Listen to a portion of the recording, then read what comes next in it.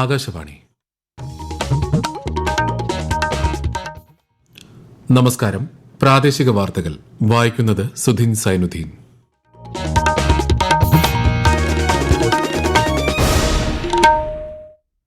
പ്രധാന വാർത്തകൾ.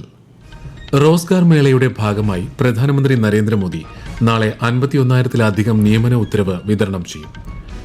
കേരള സന്ദർശനത്തിനായി കേന്ദ്ര ആഭ്യന്തരമന്ത്രി അമിത്ഷാ ഇന്ന് തിരുവനന്തപുരത്തെത്തും. നിപ പ്രതിരോധ പ്രവർത്തനങ്ങളുടെ ഭാഗമായുള്ള കേന്ദ്ര സംഘത്തിന്റെ കേരളത്തിലെ സന്ദർശനം പൂർത്തിയായി. വൃക്ഷവൽക്കരണ വ്യാപനത്തിനായി വനം വകുപ്പ് സംസ്ഥാനത്ത് ട്രീ ബാങ്കിംഗ് പദ്ധതി നടപ്പാക്കും. വിദ്യാർത്ഥികൾക്ക് തൊഴിലധിഷ്ഠിത വിദ്യാഭ്യാസം ഉറപ്പാക്കുകയാണ് സർക്കാർ ലക്ഷ്യമെന്ന് മന്ത്രി OR കേളു. ലോർഡ്സ് ക്രിക്കറ്റ് ടെസ്റ്റിൽ ഇന്ത്യക്കെതിരെ ഇംഗ്ലണ്ടിന്റെ ഒന്നാം ഇന്നിംഗ്സ് ബാറ്റിംഗ് പുരോഗമിക്കുന്നു. വാർത്തകൾ വിശദമായി. റോസ്ഗാർ മേളയുടെ ഭാഗമായി വിവിധ സർക്കാർ വകുപ്പുകളിലായി പുതുതായി നിയമിതരായ 51,000-ലധികം യുവാക്കൾക്ക് പ്രധാനമന്ത്രി നരേന്ദ്രമോദി നാളെ വീഡിയോ കോൺഫറൻസിംഗിലൂടെ നിയമന ഉത്തരവുകൾ വിതരണം ചെയ്യും. രാജ്യത്തുടനീളമുള്ള 47 സ്ഥലങ്ങളിലാണ് 16ാമത് റോസ്ഗാർ മേള നടക്കുക. കേന്ദ്ര സർക്കാർ മന്ത്രാലയങ്ങളിലും വകുപ്പുകളിലുമാണ് നിയമനങ്ങൾ നടക്കുന്നത്. രാജ്യത്തുടനീളമുള്ള റോസ്ഗാർ മേളകൾ വഴി ഇതുവരെ 10 ലക്ഷത്തിലധികം റിക്രൂട്ട്മെന്റ് കത്തുകൾ വിതരണം ചെയ്തിട്ടുണ്ട്. ബിജെപിയുടെ മുതിർന്ന നേതാവും കേന്ദ്ര ആഭ്യന്തരമന്ത്രിയുമായ അമിത്ഷാ ഇന്ന് രാത്രി തിരുവനന്തപുരത്തെത്തും. നാളെ ബിജെപിയുടെ പുതിയ സംസ്ഥാന കാര്യാലയം അദ്ദേഹം ഉദ്ഘാടനം ചെയ്യും. പുത്തരിക്കണ്ടം മൈതാനത്ത് തെക്കൻ ജില്ലകളിലെ ബൂത്ത് തല നേതാക്കളെ അഭിസംബോധന ചെയ്യുന്ന അദ്ദേഹം ബിജെപി സംസ്ഥാന നേതൃയോഗത്തിലും പങ്കെടുക്കും. കണ്ണൂർ തളിപ്പറമ്പിലെ രാജരാജേശ്വര ക്ഷേത്രത്തിലും കേന്ദ്രമന്ത്രി ദർശനം നടത്തും. രാത്രി അദ്ദേഹം ഡൽഹിയിലേക്ക് മടങ്ങും. തദ്ദേശീയ സാങ്കേതിക വിദ്യ ഉപയോഗിച്ചാണ് ഇന്ത്യ ഓപ്പറേഷൻ സിന്ദൂറിൽ വിജയിച്ചതെന്നും അതിലൂടെ 28 മിനിറ്റിനുള്ളിൽ പാകിസ്ഥാനിലെ ഭീകര കേന്ദ്രങ്ങൾ തകർത്തുവെന്നും ദേശീയ സുരക്ഷാ ഉപദേഷ്ടാവ് അജിത് ഡോവൽ IIT മദ്രാസിന്റെ 62ാമത് ബിരുദദാന സമ്മേളനത്തിൽ സംസാരിക്കുകയായിരുന്നു അദ്ദേഹം. ഓപ്പറേഷൻ സിന്ദൂറിന്റെ ഭാഗമായി ഇന്ത്യൻ സൈന്യം ബ്രഹ്മോസ്, സംയോജിത എയർ കമാൻഡ് സിസ്റ്റംസ്, റഡാറുകൾ തുടങ്ങിയ അത്യാധുനിക തദ്ദേശീയ സാങ്കേതിക വിദ്യകൾ ഉപയോഗിച്ചതായും അദ്ദേഹം പറഞ്ഞു. ഇന്ത്യൻ ഓയിൽ കോർപ്പറേഷന്റെ ആഭിമുഖ്യത്തിൽ തിരുവനന്തപുരം ഓൾ സെയിൻസ് കോളേജിൽ സംഘടിപ്പിച്ച ശുചിത്വ വാരാചരണം കേന്ദ്ര സഹമന്ത്രി സുരേഷ് ഗോപി ഉദ്ഘാടനം ചെയ്തു. പൊതു ഇടങ്ങളിലെ ശുചിത്വത്തിന് വലിയ പ്രാധാന്യമുണ്ടെന്നും ശുചിത്വത്തിൽ മികച്ച മാതൃകയായിരിക്കുകയാണ് നമ്മുടെ ഗ്രാമങ്ങളെന്നും സുരേഷ് ഗോപി പറഞ്ഞു. തുടർന്ന് അദ്ദേഹം വിദ്യാർത്ഥികൾക്ക് സ്വച്ഛതാ പ്രതിജ്ഞ ചൊല്ലിക്കൊടുക്കുകയും കോളേജ് പരിസരത്ത് വൃക്ഷത്തൈ നടുകയും ചെയ്തു. പൊതുസ്ഥലങ്ങൾ വൃത്തിയായി സൂക്ഷിക്കുക എന്നത് നമ്മുടെ ഒരു സാമൂഹിക ഉത്തരവാദിത്തമായിട്ട് നിങ്ങൾ എല്ലാവരും എടുക്കണം. സ്വച്ഛതയിലെ മാറ്റം നമുക്ക് ഒരുമിച്ച് തുടങ്ങാം. നമുക്ക് ഒരുമിച്ച് വൃത്തിയുള്ളതും ആരോഗ്യകരവുമായ ഒരു ഇന്ത്യ കെട്ടിപ്പടുക്കാം. നല്ലൊരു നാളേക്കായി നമുക്ക് ഒരുമിച്ച് പ്രാർത്ഥിക്കാം. ശാസ്ത്രീയ ഇടപെടലിലൂടെ രാജ്യം കാർഷിക രംഗത്ത് മുന്നേറുകയാണെന്ന് ഗവർണർ രാജേന്ദ്ര വിശ്വനാഥ് ആർലേക്കർ. തിരുവനന്തപുരം ശ്രീകാര്യത്തുള്ള കേന്ദ്ര കിഴങ്ങ് വർഗ്ഗവിള ഗവേഷണ കേന്ദ്രത്തിന്റെ 62ാം സ്ഥാപക ദിനാഘോഷം ഉദ്ഘാടനം ചെയ്യുകയായിരുന്നു അദ്ദേഹം. കാർഷിക മേഖലയുമായി ബന്ധപ്പെട്ട് ലബോറട്ടറികളിൽ നടക്കുന്ന എല്ലാ ശാസ്ത്രീയ പരീക്ഷണങ്ങളും രാജ്യത്തെ ജനങ്ങൾക്കും കർഷകർക്കും ഗുണം ചെയ്യണമെന്നും ഗവർണർ പറഞ്ഞു. വിദ്യാർത്ഥികൾക്ക് തൊഴിലധിഷ്ഠിത വിദ്യാഭ്യാസം ഉറപ്പാക്കുകയാണ് സർക്കാർ ലക്ഷ്യമെന്ന് മന്ത്രി OR Kelu Wayanad Tharuvana government UP സ്കൂളിലെ ജില്ലാതല ക്രിയേറ്റീവ് കോർണർ വർണ്ണകൂടാരം ഉദ്ഘാടനം ചെയ്ത് സംസാരിക്കുകയായിരുന്നു അദ്ദേഹം.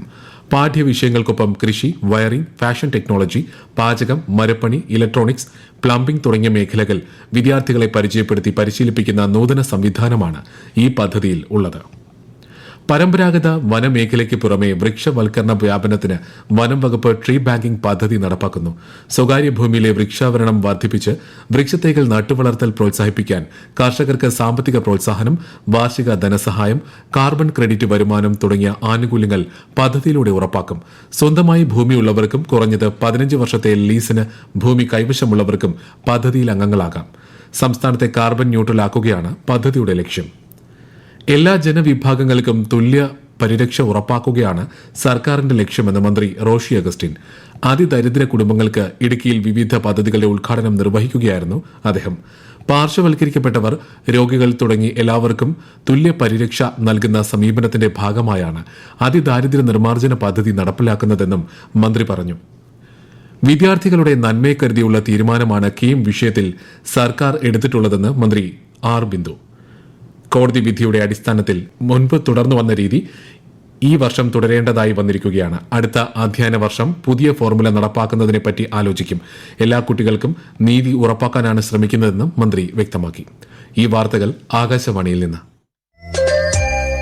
ആകാശവാണി വാർത്തകളും വാർത്താ അധിഷ്ഠിത പരിപാടികളും All India Radio news Thiruvananthapuram YouTube ചാനലിലും at All India Radio news Thiruvananthapuram Facebook പേജിലും AIR ന്യൂസ് തിരുവനന്തപുരം ഇൻസ്റ്റഗ്രാം അക്കൌണ്ടിലും at AIR news TVM X ഹാൻഡിലും ലഭ്യമാണ്.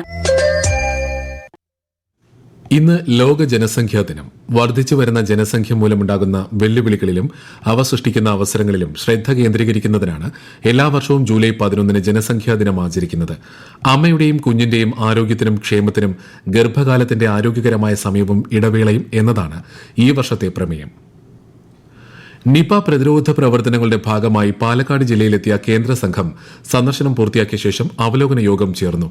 വിശദാംശങ്ങളുമായി ആകാശവാണി പാലക്കാട് ജില്ലാ പ്രതിനിധി ഫൈസൽ അലിമുത്ത്.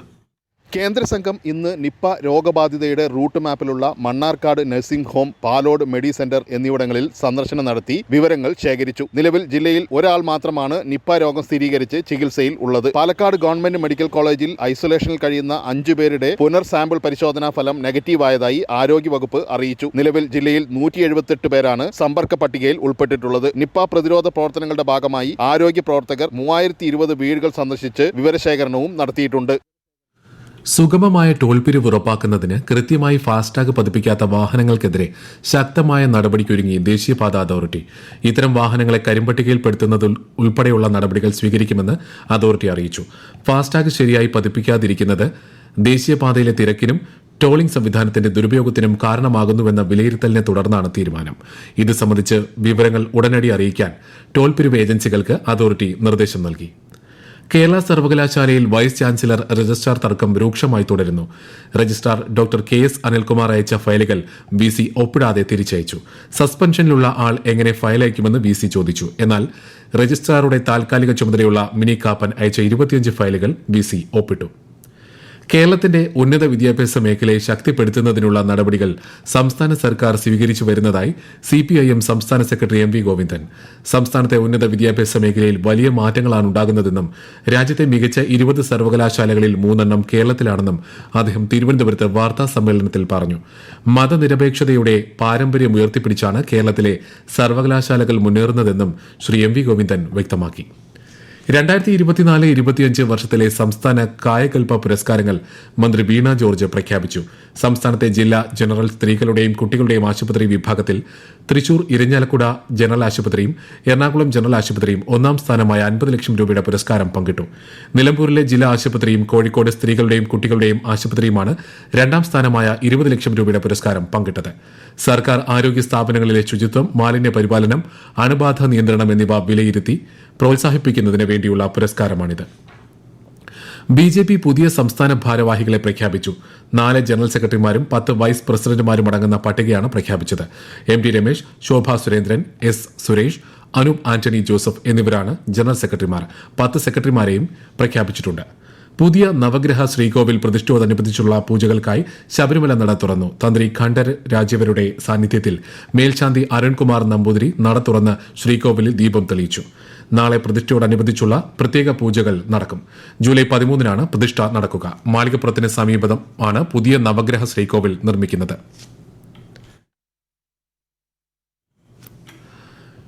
80 ദിവസം നീണ്ടുനിൽക്കുന്ന ആറന്മുള വള്ളസദ്യയ്ക്കായി അടുപ്പിൽ അഗ്നി പകർന്നു. മറ്റന്നാളാണ് വള്ളസദ്യ തുടങ്ങുന്നത്. വഞ്ചിപ്പാട്ടിന്റെയും വാദ്യമേളങ്ങളുടെയും അകമ്പടിയോടെയായിരുന്നു ചടങ്ങ്. ലോർഡ്സ് ക്രിക്കറ്റ് ടെസ്റ്റിൽ ഇന്ത്യക്കെതിരെ 1ാം ഇന്നിംഗ്സിൽ ഇംഗ്ലണ്ട് ഭേദപ്പെട്ട നിലയിൽ 4 വിക്കറ്റിന് 251 റൺസ് എന്ന നിലയിൽ 2ാം ദിനം ബാറ്റിംഗ് പുനരാരംഭിച്ച ഇംഗ്ലണ്ട് ഒടുവിൽ വിവരം ലഭിക്കുമ്പോൾ 9 വിക്കറ്റിന് 370 റൺസ് എന്ന നിലയിലാണ്. ജോ റൂട്ടിന്റെ സെഞ്ചുറി മികവിലാണ് ഇംഗ്ലണ്ട് സ്കോർ 300 കടത്തിയത്. പ്രധാന വാർത്തകൾ വീണ്ടും. റോസ്ഗർ മേളയുടെ ഭാഗമായി പ്രധാനമന്ത്രി നരേന്ദ്രമോദി നാളെ 51,000-ത്തിലധികം നിയമന ഉത്തരവ് വിതരണം ചെയ്യും. കേരള സന്ദർശനത്തിനായി കേന്ദ്ര ആഭ്യന്തരമന്ത്രി അമിത്ഷാ ഇന്ന് തിരുവനന്തപുരത്തെത്തും. നിപ പ്രതിരോധ പ്രവർത്തനങ്ങളുടെ ഭാഗമായുള്ള കേന്ദ്ര സംഘത്തിന്റെ കേരളത്തിലെ സന്ദർശനം പൂർത്തിയായി. വൃക്ഷവൽക്കരണ വ്യാപനത്തിനായി വനംവകുപ്പ് സംസ്ഥാനത്ത് ട്രീ ബാങ്കിംഗ് പദ്ധതി നടപ്പാക്കും. വിദ്യാർത്ഥികൾക്ക് തൊഴിലധിഷ്ഠിത വിദ്യാഭ്യാസം ഉറപ്പാക്കുകയാണ് സർക്കാർ ലക്ഷ്യമെന്ന് മന്ത്രി OR കേളു. ലോർഡ്സ് ക്രിക്കറ്റ് ടെസ്റ്റിൽ ഇന്ത്യക്കെതിരെ ഇംഗ്ലണ്ടിന്റെ 1ാം ഇന്നിംഗ്സ് ബാറ്റിംഗ് പുരോഗമിക്കുന്നു. പ്രാദേശിക വാർത്തകൾ കഴിഞ്ഞു. അടുത്ത വാർത്താ പ്രക്ഷേപണം രാത്രി 7:25.